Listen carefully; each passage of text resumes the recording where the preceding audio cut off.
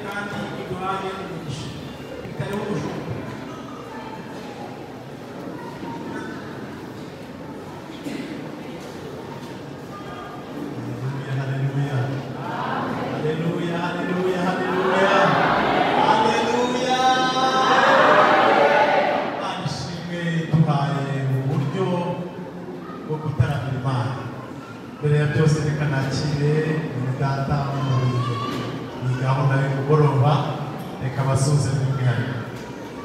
Haleluya. Amen. Mwami Yesu ashimwe.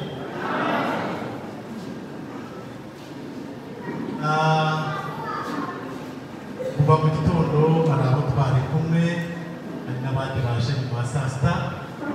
Reka duhere ku basangwa ba hano Kabeza, turi kumwe na korali Tenuwe, reka badusuze mu izina rya Yesu. Gatatu. Ya korali maze kwimana muri yo basuhuze. Gatatu.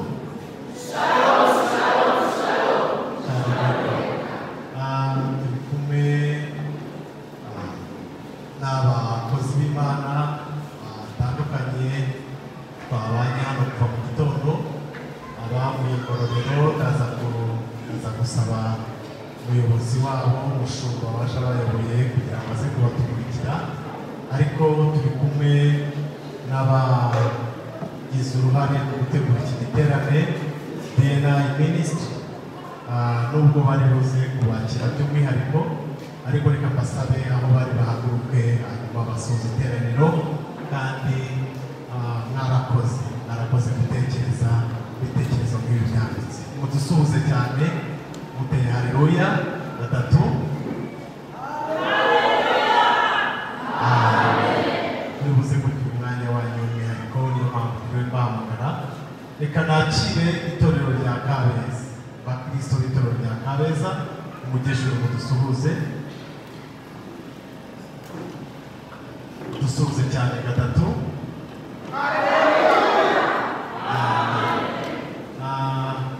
Reka nakire abashyitsi babanye natwe muri aya masaha batari aba Kabeza, nimudusuhuze mwese namwe muhagurutse. Ndamukanyo n'imwe ni haleluya.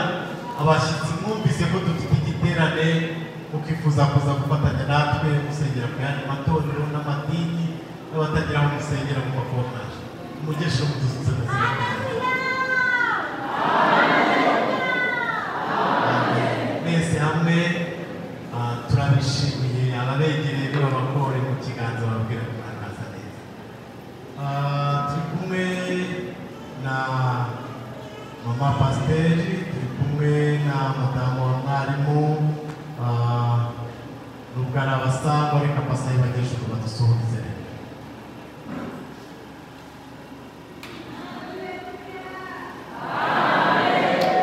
Amen. Mwiyumve mwikaze cyane. Turi kumwe na Pastor Rashe, nawe yishimiye kuza kubana natwe, nabasuhuze mu izina rya Yesu.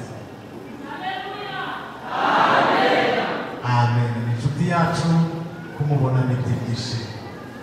Reka rero nsabe umuyobozi waje ayoboye abashyitsi bavuye mu Ngororero, itorero rya Ngororero, umushumba wa paruwasi niwe waje abayoboye, arabatwakirira hanyuma nawe tumwikaze. Munyemere tumwakire dukomera amashyi cyane.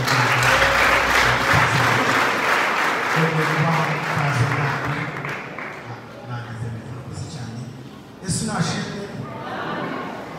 Bisa naho amasaha ari gukura, ariko turagira ngo twongere twerekane ngo twihuse. Ni kumwe na mwarimu Patrick ndetse na Nizeyimana Jean Damascene baza bihuse. Ni kumwe kandi na mwarimu Innocent ndetse na Dawidi, nabo baza bihuse nk'abavugabutumwa bo muri paruwasi ya Ngororero, kugira ngo buriya kera nyine inzoga baravuze ngo inzoga y'umukene imara imanza nyinshi. Aya ni amateka ya Ngororero adashobora kuzibagirana. Aba ni abakozi b'Imana bubatse umurimo mu buryo butandukanye, kandi uyu munsi baracyawukora mu buryo bukomeye. Uriya ni Innocent, uyu ni Dawidi, uyu ni Patrick dufatanya mu Ngororero. Abo ku ruhande twabatumye mu mujyi wa Kigali bari aha ngaha, ariko baje kubana natwe. Aba rero turi kubana mu Ngororero, baramuri ibiganza baramutse. Amen. Dusabe abaterankunga bose bari hano mu mujyi wa Kigali, abaturutse hirya no hino, muze mwirukanka ubwo mwamaze kudufatira. Murakoze Imana ibamugisha umusore w'imyanya yanyu. Muze hano mwirukanka kugira ngo tugire amahirwe. Aya mahirwe tubonye ntabwo twazongera kuyabona, nuko twakongera kuyabona ariko ni amateka atazibagirana mu buzima bwa Ngororero, ni amateka atazibagirana mu buzima bwa Ngororero. Mwihute Fredina kugira ngo bari mu Ngororero barimo kwamamaza amakuru bazi barebe. Aba ni abanyengororero baje baherekeje korali Johannes, bagira ngo namwe aho muri nyakubahwa perezida mbabarire, nagombye kubanza guhamagara perezida nka perezida w'abaterankunga narambura ikiganza abaramutse, namwe abaterankunga ba korali Johannes murambura ibiganza muramutse abantu. Imana ikumisha mu izina rya Yesu Kristo, amen. Yatwakanye Kristina nta kibazo ariko nta kundi ubwo muri hangana musore umwanya yanyu twakire umuyobozi wa korali Johannes igire hino yihuse kugira ngo yongere nanone yihuse mu buryo budatinda mu biseko tutarutinda mu makorasi n'ahandi kuko amasaha ari gukura, yongere adutumire komite n'abandi dukomeze twakire. Kumusaba tuzinde umuyobozi w'korali. Haleluya. Komite bigire hino.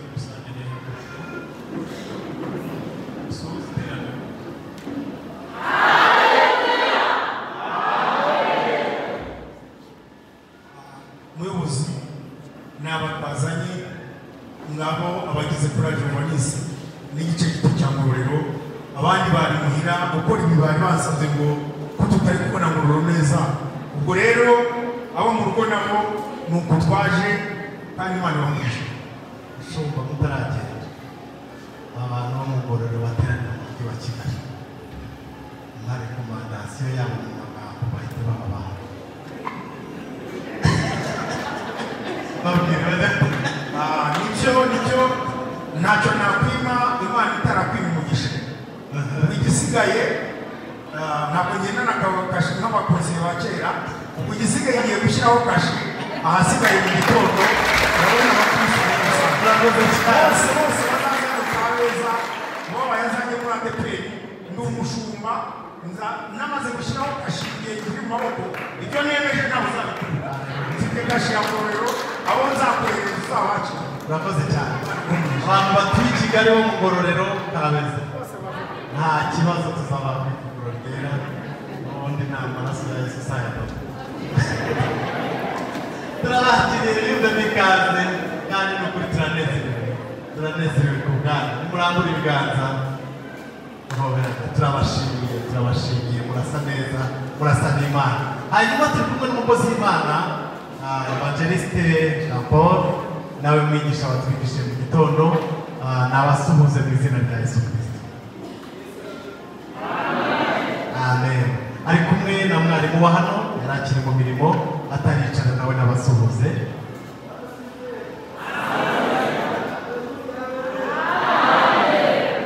Amen. Nukuri mugubwe neza. Abashyitsi turabakiriye, nimujyejuru twakira. Reka sabe niba hari umuntu uba muri Upendo Group. Upendo. Hari abantu bo muri Upendo bahari. Barambura ibiganza gutya. Abantu bari muri Upendo. Hari abantu bo muri Peace Joy bahari. Nabo ngo barambura ibiganza tubasuhuze. Peace Joy barahari. Peace Joy barahari. Peace Joy barahari. Turabasuhuje namwe mugubwe neza kandi mwakoze kuza. Bandi bahumugisha. Gatatu, murakaza neza bene data, bandi bahumugisha hamwe natwe, turabishimiye kandi turabakunda cyane rwose. Nifurizanye amahoro ya Kristo.